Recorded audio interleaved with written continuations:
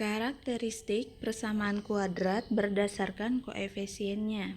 Ingat, bentuk umum dari persamaan kuadrat adalah ax kuadrat tambah bx tambah c sama dengan 0.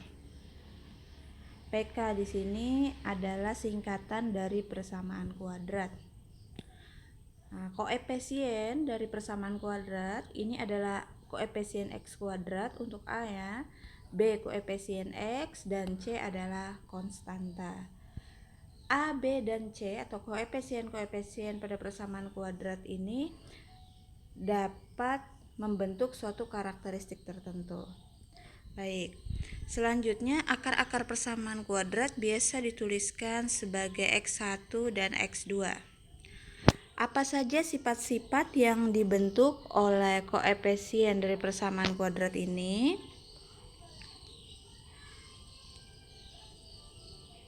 Sifat yang pertama adalah penjumlahan dari kedua akarnya. X1 ditambah X2 itu bisa dicari dengan min B per A, di mana B itu adalah koefisien X dan A adalah koefisien dari X kuadrat.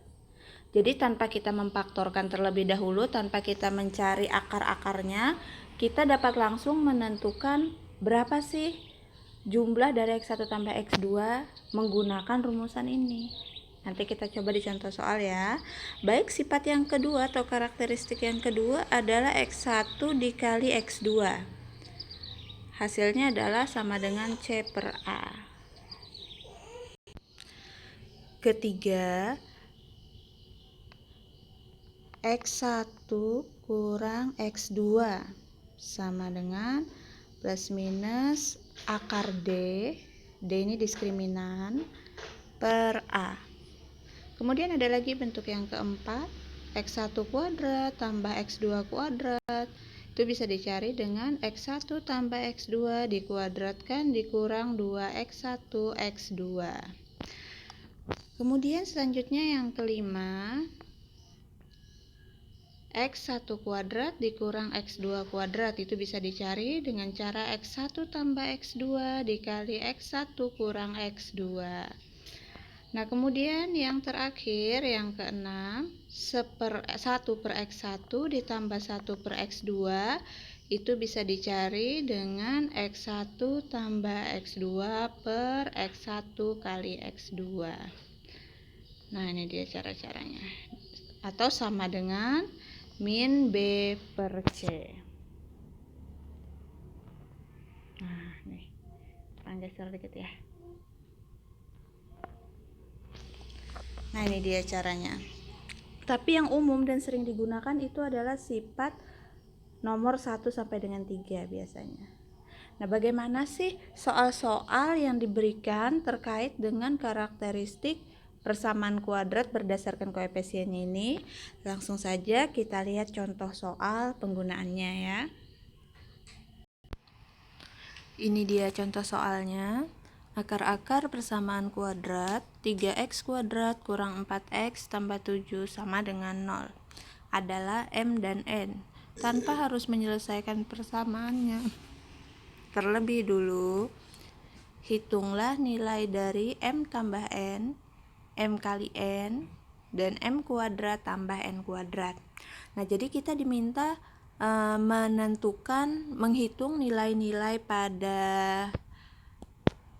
poin A, B, dan C ini tanpa menyelesaikan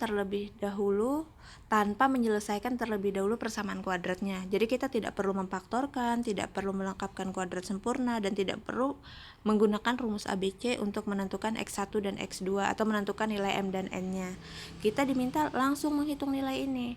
Nah, di sini kita menggunakan sifat-sifat atau karakteristik dari persamaan kuadrat yang saya bahas di awal tadi.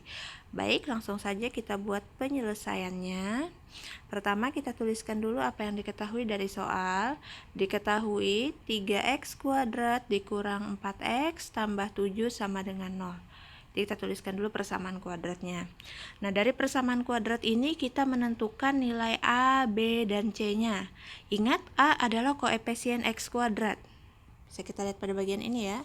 Koefisien x kuadrat adalah 3. Maka kita tuliskan A-nya sama dengan 3. Kemudian B. Kita akan menentukan nilai B. B adalah koefisien X. Koefisien X, dia adalah negatif 4. Kita tuliskan B-nya negatif 4. Dan terakhir adalah C. C itu konstanta yang tidak ada variabelnya, yaitu 7. Nah, setelah itu, dari soal kita juga dapat mengetahui bahwa akar-akarnya itu adalah M dan N. Berarti M itu adalah X1 dan N itu adalah X2. Mau dibalik juga nggak apa-apa. Misalnya X1-nya adalah N, X2-nya adalah M. Tidak masalah ya, hasilnya akan sama saja. Nah, lalu kita selesaikan pertanyaan yang A. Yang A menanyakan M tambah N. M tambah N berarti artinya M itu X1 dan N X2. Berarti M tambah N X1 tambah X2. Di awal tadi disebutkan untuk menentukan X1 tambah X2 tinggal menggunakan rumusan min B per A. Tinggal kita ganti negatif, B-nya adalah negatif 4, kemudian A-nya adalah 3. Nah, setelah itu, nih, 2 tanda negatif ini menjadi positif. Diperolehlah hasil akhirnya 4/3. Sudah selesai. Nah, inilah hasil dari M tambah N, X1 tambah X2 tanpa menentukan penyelesaiannya terlebih dahulu. Baik, kita langsung lanjut ke yang B. Ada M kali N, artinya X1 kali X2. X1 kali X2 adalah C per A. Tinggal kita ganti, C-nya adalah 7 dan A-nya adalah 3. 7/3-nya sudah sederhana. Nah, jadi tinggal kita ganti dengan nilai-nilai ini ya. A kita ganti 3, B kita ganti negatif 4, dan C kita ganti 7. Yang B sudah selesai. Nah, sekarang tinggal kita selesaikan bagian C. C itu M kuadrat tambah N kuadrat. Artinya X1 kuadrat ditambah X2 kuadrat. Sesuai rumusan yang ada di depan tadi di awal, untuk menentukan X1 kuadrat tambah X2 kuadrat itu kita ubah bentuknya menjadi seperti ini. X1 tambah X2 dikuadratkan dikurang 2X1 kali X2. Selanjutnya tinggal kita masukkan nilainya. Nah, di sini kita sudah punya X1 tambah X2 nilainya adalah 4/3. Tinggal kita substitusi, kita ganti, substitusi itu diganti. 4/3 dikuadratkan kurang 2 kali X1 X2. Di sini kita juga udah punya X1 X2. X1 kali X2 adalah 7/3. Sehingga tinggal kita tuliskan 2X1 X2 artinya 2 kali 7/3. Tinggal kita operasikan. 4/3 dipangkatkan 2. Tinggal kita pangkatkan 2. 4 kali 4 16 per 3 kali 3 9 dikurang, masih ingat cara perkalian pecahan? 2 kali 7/3, tinggal dikalikan ya. 2 kali 7, 14. Jadinya 14/3. Untuk pengurangan pecahan ingat penyebut harus sama, maka kita samakan dulu penyebutnya. Penyebutnya bisa kita ubah per 9. Sehingga di sini 16 dikurang 14/3 diubah menjadi per 9. Berarti dia dikali dengan 3, maka yang atas juga dikali 3. 14 dikali 3 adalah 42. Tinggal kita kurangkan, 16 dikurang 42 adalah negatif 26/9. Sudah selesai. Nah, seperti ini caranya. Jadi tanpa menyelesaikan persamaan kuadratnya, kita dapat memanfaatkan sifat-sifatnya.